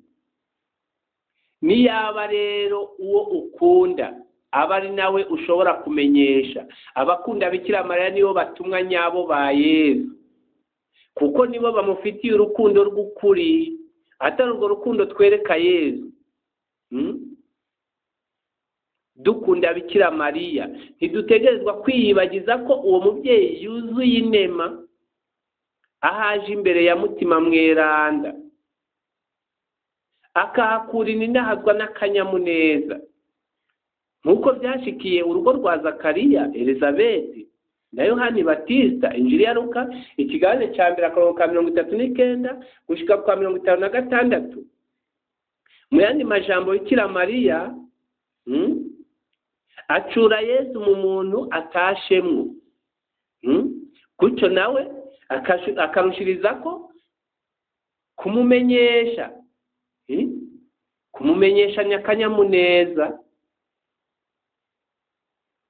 kumenyesha izina rya Yesu. Dutegerezwa kubikorana na Bikira Mariya, mbere ubutumwa bwacu tukabumutura ngo aba ari we abukorera muri twebwe. Dutegerezwa kubwira Bikira Mariya ibyacu byose, maze ubuzima bwacu akabukoresha mu kumenyesha Yesu. Abamajusi binjiye mu nzu bahasanga nyamwana na nyina na Mariya nyina wiwe. Injili y'Amata ikigabane cya 2 akarongo k'11. Natwe ntituzigera tubona Yesu atari iruhande rwa nyina. Twibuke ko ni iruhande rw'umusaraba nyina Mariya yarahahagaze, kandi Yesu tumenyesha ni uwabambwe ku musaraba. Kete rya mbere umutumwa Paulo yandikiye abanyekoroni ikigabane cya mbere akarongo ka 23 gushika kwa 24. None umusaraba wa Yesu wundi tuzirikana kandi tukawumenyesha, tuzowukura hehe atari uwo Bikira Mariya ahagaze iruhande? Injili ya Yohani ikigabane c'19 akarongo ka 25. Twirinde gutandukanya abo data yashize hamwe mu butumwa nye n'ubweranda Papa Yohani Paulo wa kabiri yageneye umunsi mpuzamahanga w'ikwiza butumwa ku wa 19 z'ukwezi kw'icumi mu mwaka wa 2003. Yerekanye umwanya wa Bikira Mariya muri ubwo butumwa bwa Ecclesia. Papa yongera gusubiramo ko Ecclesia ariyo ngobyi Mariya ahekamwo Yesu, akamwereka amakungu yose ngamuha icubahiro, ngamurangamire. Papa yerekana ko ubweranda n'ubutumwa bidatandukana mu muhamagaro w'abatijwe wese. Ukwiyemeza kuba umweranda kurushirizaho ntibitandukanye no kumenyesha inkuru nziza y'urukiza. Muri ibyo byose rero Bikira Mariya atubera akarorero n'umurengezi. Kumenyesha Yesu ni uguhereza ubutumwa ku musaraba. Kumenyesha Yesu ni uguhereza ubutumwa ku musaraba, nk'uko Yesu karorero kacu yabigenje. Injili ya Yohani ikigabane c'15 akarongo k'13. Nk'uko n'abatumwa byababako, mbere nubwo hashika ikigaragazo cy'umusaraba cadusaba amaraso yacu yose, umusaraba w'ubundi buryo ukubabara gutandukanye ntiwigera ubura mu butumwa bw'abavuga izina rya Yesu. Kete rya kabiri umutumwa Paulo yandikiye abanyekoroni ikigabane cya 4 akarongo ka 1 gushika kwa 15. Abanyekolosi ikigabane cya 2 akarongo ka 24 gushika kwa 29.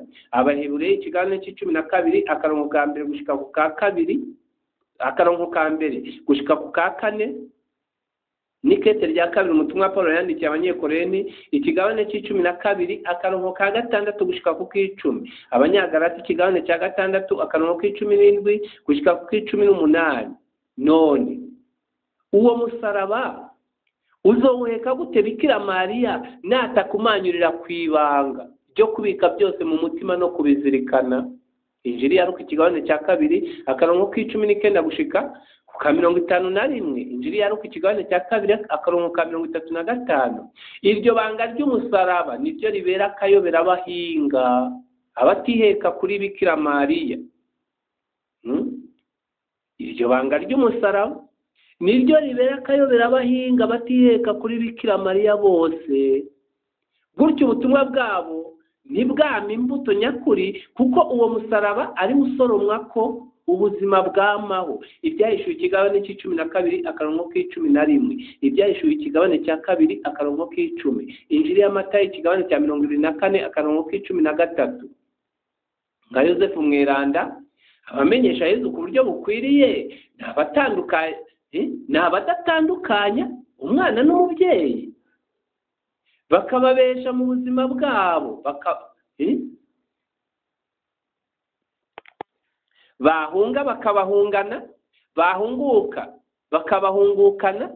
Injili ya Matayo ikigabane cya 1 akarongo k'18 gushika ku 25, ikigabane cya 12 akarongo ka 13 gushika ku 15, n'akarongo ka 19 gushika ku 23. Yezu tumenyesha ni umwana wa Bikira Mariya, kandi ibyo ntidushobora kubihindura. Na Yezu ntashobora kwisubirako ngo areke kwitwa umwana wa Bikira Mariya. Amazina yabo meranda arahamagarana, ahamenyeshejwe rimwe n'irindi ritegerezwa guhabwa umwanya. Aho Mariya yimwe umwanya, na Yezu wiwe ntaba kiwicayemwo nk'umutegetsi n'umukiza rudende. Yamara Yezu yabyawe na Bikira Mariya niwe mutegetsi n'umukiza rudende. Abamutabaje bakorera ibitangaro. Icya 5, intahe ku izina rya Yezu. Mwari mwishe soko ry'ubuzima, ariko Imana yaramusubije muzima, natwe tukabibera ibyabona. Uwo muntu mubona kandi muzi yakijijwe n'izina rya Yezu yemeye. Ukwemera iryo zina niko kwamuhaye amagara murorera. Ibikorwa by'abatumwa ikigabane cya 3 akarongo k'15 gushika ku 16. Iyi ntahe dusanga muri Bibiliya irerekana ko izina rya Yezu rikiza. Uwo yamugaye atahaguruka yahagurukijwe n'izina rya Yezu. Nawe hari ubumuga butandukanye Yezu ashobora kugukiza, hamwe wo kwemera izina ryiwe kandi ukaritabaza uryizigiye.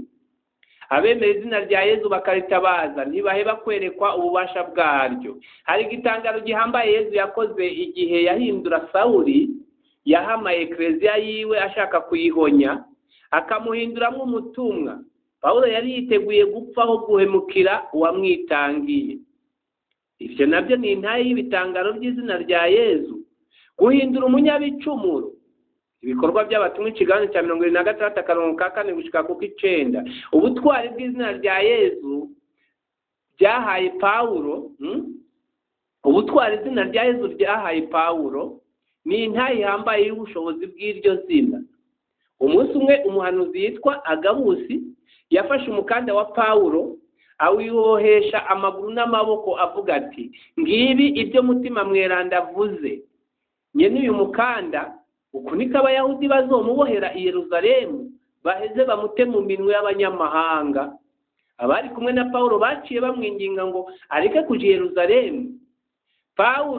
Ariko Paulo arabishura ati, igituma mundirira gutyo kandi mukankura umutima ni kuki? Nahejeje kwitegura, nibashaka baramboha canke bankicira Yerusalemu kubera izina ry'umukama Yezu. Ibikorwa by'abatumwa ikigabane cya 21 akarongo ka 8 gushika ku ka 14. Kubera iryo zina rya Yezu Paulo yiteguriye kumena amaraso yiwe. yamara si ibyo gusa, izina rya Yesu ryakoze ibitangaro byinshi muri we. Byageze naho bafata ibitambara cyangwa impuzu yakoze ku mubiri wiwe bakayikoza ku barwayi bagakira indwara zabo, za shetani zikabavamo. Ibikorwa by'abatumwa ikigabane c'19 akarongo ka 12. Ukwizigira Pawulo ashize muri iryo zina nako ni intahe ihambaye. Erega ndizeranye igishika cyinshi ko atakizotuma nteterwa, ahubwo ko mpfuye canke ndi muzima Kristo azoninahazwa mu mwidegembyo iminsi yose mu mubiri wanje. Abanyafilipi ikigabane ca mbere akarongo ka 20. Kubera inkuru nziza yatorewe, kubera icabona. Pawulo ari mu ibohero ariko nta soni afite, yizigiye Yesu. Kuko nzonemeye kandi ndaza atagukekereza yuko ashobora kunzigamira imbitso gushika kuri wa munsi. Ikete rya kabiri umutumwa Paulo yandikiye Timoteyo ikigabane ca mbere akarongo k'12. Wewe ufise ubwoba bw'uko ushobora kuzorokeraho gukorera Yesu, umwiranda Paulo aguhaye iyo ntahe. None Yesu yananirwa gute gucungera ibyiwe? None hari ikimusumbya ingufu? Injili ya Yohana ikigabane c'10 akarongo ka 28 gushika ku ka 30. Hari abandi bazi ko amashetani ashobora kubasotora baramutse bayarungikiwe n'abantu, kiretse niyaba mutemera izina rya Yesu canke mukaba muryemera mukaryubika kagatebo ntimurivuge. Naho ubundi ahavuzwe Yesu shetani arahava. Turazi yuko uwabyawe n'Imana wese adacumura, ariko umwana w'Imana aramuzigama kandi wa mubi ntaronkaho amuca. Ikete rya mbere rya Yohana ikigabane cya 5 akarongo k'18. Kuva ubu duhagaze mu mahoro ya Yesu. Injili ya Yohana ikigabane c'14 akarongo ka 27. Kandi wa mubi yamashaka kuyatugomwa ntabishobore. Ikete rya mbere rya Petero ikigabane cya 5 akarongo k'8 gushika ku 9 nabyo ni intahe. Izina rya Yesu ritubera urucanco shetani ikatugendera kure. Hari n'abantu benshi amashetani yagiye ashikamwo, ariko kubera ko babasabira muri Yesu impera n'imperuka izo shetani zikabavamo mu izina rya Yesu. Hari abigeme n'abagore bagenda bafise ubwoba ngo bazobafata ku nguvu. Bande? None nindarusha Yesu inguvu? None wumva Yesu atakurinze igicumuro? Hatoba yisubiye ko ubwiwe wewe yadusezeranije kwamana natwe igihe cyose gushika ku muhero w'isi. Injili ya Matayo ikigabane cya 28 akarongo ka 20. Uwo bafata ku ngufu wese gushikaho igicumuro bagiheza. Nuko abatazi Yesu naho bo bijana canke igihumbi mu izina rya Yesu bo baca mu myanya y'intoki bagasigara bibaza aho unyikiye. Wo baca mu myanya y'intoki bagasigara bibaza aho unyikiye. Upfa kuba wemera izina rya Yesu kandi ukaritabaza ushimitse. Uretse no gushaka kugufata ku nguvu, burya umugore cyangwa umukobwa, abagabo cyangwa abasore bamusaba ngo basambane nuko abatabasangije umukama Yesu. None niyaba yicarana nabo bagabo bakavuga ibijambo bya se gusambanya, none yobura gute kubasambura? Iyo ucecetse izina ry'umucunguzi ubucurwa no guturwa hasi na se gucibwa. Erega ubundi muri rusange iyo umutima wa Yesu akubamwo abari mu rupfu urabanukira bakakugendera kure. Ikete rya kabiri umutumwa Paulo yandikiye abanyekorenti ikigabane cya 2 akarongo k'14 gushika ku 16. Intahe yabo izina rya Yesu ryakijije. Intahe yabo izina rya Yesu ryakijije abashaka kubakorera ko ibyamfura mbi ni nyinshi cyane.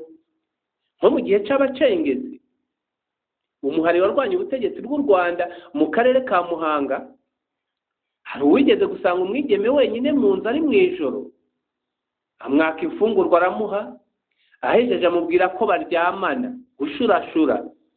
Nyamwigeme aca akoma induru ati Yezu na Mariya ni mu ntabare. Ntiyamenya aho Nyamucengezi yanyikiye. Ntibyahereye ngaho, Nyamucengezi yongeye kwinjira mu wundi muhana uba mu mwana w'umwigeme nawe nyene yaba wenyine. Hama ntiyatevye aca akura impuzu ziwe zose ataco yiriwe aravuga. Umwana w'umwigeme nawe nyene ntiyatevye kubera ko yari yizigiye ko mu izina rya Yezu atagicumuro gishobora gukorwa. Yasabye inshuro 3 avuga ati Mukama Yezu, ibigira bibe mu izina ryawe. Yabaye ageze inshuro ya 3, Nyamucengezi yahejeje gusinzira yatoye itiro. Burinda buca atagicumuro kihabaye. Umucengezi ataha yimyiza ibamvu. Izina rya Yezu rero rifise ubushobozi bwo kudukiza shetani z'amoko yose no kuzidukingira. None waruzi ko uri mu bubasha bwa shetani uko bwakabaye adashobora kuvuga izina rya Yezu?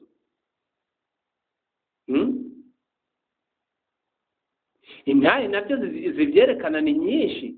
Hari umuntu basabira nawe agerageza gusenga, nuko baramwinginga cyane bati vuga Yezu, bati wowe vuga ngo Yezu. Uko bamubariye ngo Yezu, wewe akavuga abatwenga asa n'ubakoze isoni ngo Imana. Burya rero ku bantu bose batarahindura imvugo yabo ngo bumve ubukomezi bw'izina riruta yandi yose, abo bose usanga imvugo yabo ari ikimanamana kibonekeza. Murya muri bo shetani ziba zinumiye muri bo. By'ukuri rero abavuga Yezu nibo shetani zivamo, naho abavuga yandi mazina shetani zibaruhukiramo. Ahaba izina rya Yezu honyene niho shetani hunga. Yezu yirukana shetani kandi akayibuza kugaruka. Injili ya Mariko ikigabane c'9 akarongo ka 25, Injili ya Luka ikigabane c'11 akarongo ka 24 gushika ku 26. Noneho rero yirukana shetani muri wowe no mu bandi umenyesha izina rya Yezu. Hari n'imvugo zimwe na zimwe zikoreshwa mu buzima bw'abantu shetani yinyegejemwo. Izo mvugo nizusanga zarahaye indaro izina Imana. Mbere rimwe na rimwe ukaburaho wohera uzibatiza ku izina rya Data na Mwana na Mutima Mweranda. Uturorero ukengurukira Imana, kuninahaza Imana, kwitaba Imana, kwihebera Imana n'ibindi n'ibindi. Nkuko kera mu migenzo myeranda hari aho patiri yavuga ngo nimuhorane Imana mu Kinyarwanda, none hakaba havugwa ngo nimuhorane Umukama canke Nyagasani Yezu nabane namwe mu Kinyarwanda. Mu izina rya Yezu dukwiye kwirukana shetani iri muri ziriya mvugo, muri zijya mvugo. None tubuze iyo Mana tugira tuninahazi yariyo byo dutwari. Intahe ngaho umuntu yonshinga nuko ku muntu yinjiwemo n'izina rya Yezu, imvugo nka zirya ziba zimeze nka kurya ko kuba mu nzu idasakaye mu gihe cy'itumba. Iyi ni shetani yo kwirukana mu izina rya Yezu niyateye mu mirwi y'abaririmbyi bapfa kuririmba indirimbo batitaye ku butumwa burimo.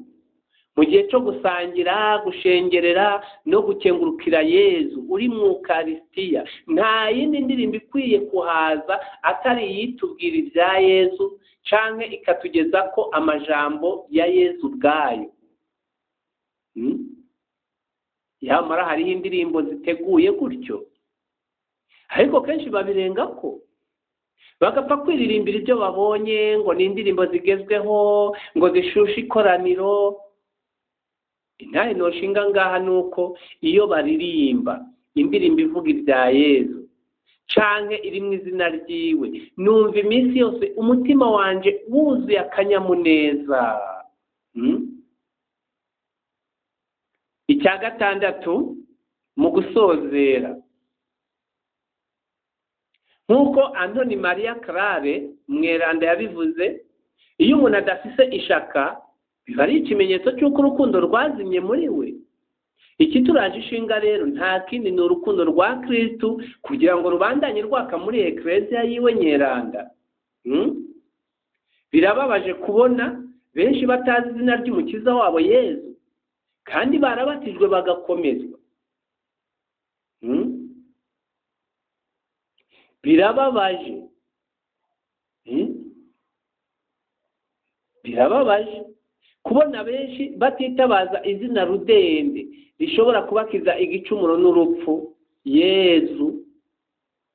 None by'ukuri twemere izina rya Yezu rireke kuvugwa, twemere urukundo rwa Yezu rukanyire mu mitima yabo yitangiye akabatererwa icumu. Oyaye, twoye kwemera ko izina rifise agaciro nk'irya Yezu ricecekwa.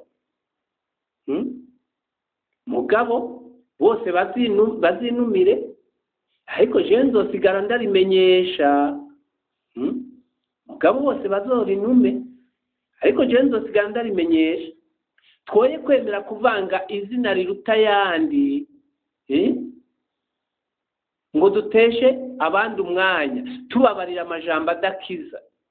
Tumenyeshe izina ry'umukiza Yezu. Ntiyaba ariko turetse kuvuga Yezu, tuzivane no mu gitigiri c'abamukurikiye bamukunze, aba Kristo. Kuko abamenyesha Yezu nibo nshuti ziwe, abo nibo bonyene baba Kristo. Bikira Mariya ariho ngo aduherekeze muri ubwo butumwa. Ntacyo tumuze ngo dukoze isoni shetani, tumenyesha izina rya Yezu. Ibyo izina rya Yezu ryakoze biraboneka, kandi na twebwe nitwemera kurivuga kenshi kabaho, ntituzoteba gutangazwa n'ubwiza ijunja n'ijambo iryo zina rizotwereka. Nka Pawulo, kuri jewe abavuga Yezu babesha canke babikura ku mutima, kazima Kristo amenyeshwa. Gusa nizigiye ko ububasha bw'izina rya Yezu uzohindura ubuzima bw'umuntu wese azokwemera kumenyesha iryo zina. Abanyeroma ikigabane c'10 akarongo ka 9 gushika ku k'10, Abanyafilipi ikigabane ca mbere akarongo k'18. Bikira Mariya umwamikazi w'irozari niyame amenyekanisha Yezu akoresheje umunwa wacu. Gatagara kuwa 27 gushika kuwa 28 z'ukwezi kw'icumi umwaka wa 2003, Padiri Yeremiya Habyarimana.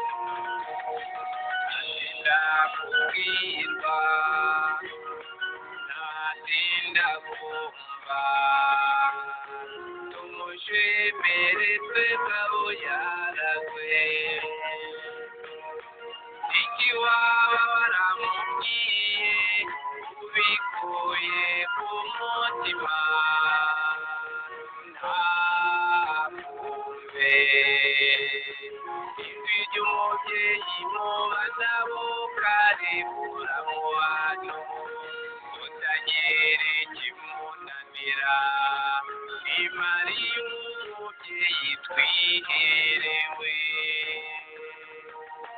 byose nibyaje tubinyuze kuri bikira mariya ukibana yabishatse ikabitungikana itoye yakwiye gushimirwa tumushimire naho yarazwe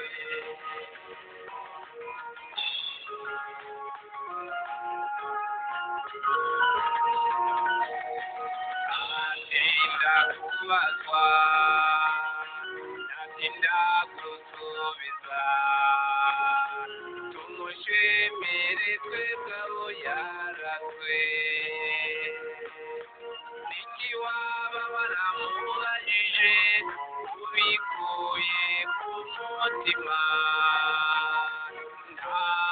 ntagusubize ijwi ry'umubyeyi mu banabo karibura mu bantu utagira ikimunanira ni mariya umubyeyi twiherewe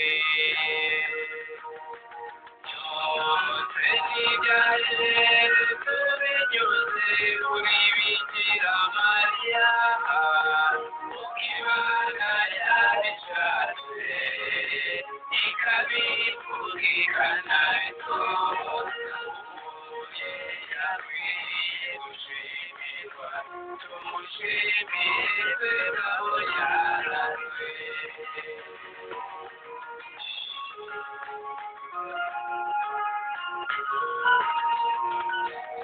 atinda gusabwa natinda gutanga tumushimire twebwe abo yarazwe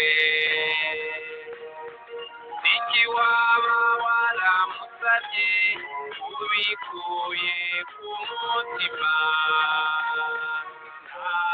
ntakiguhe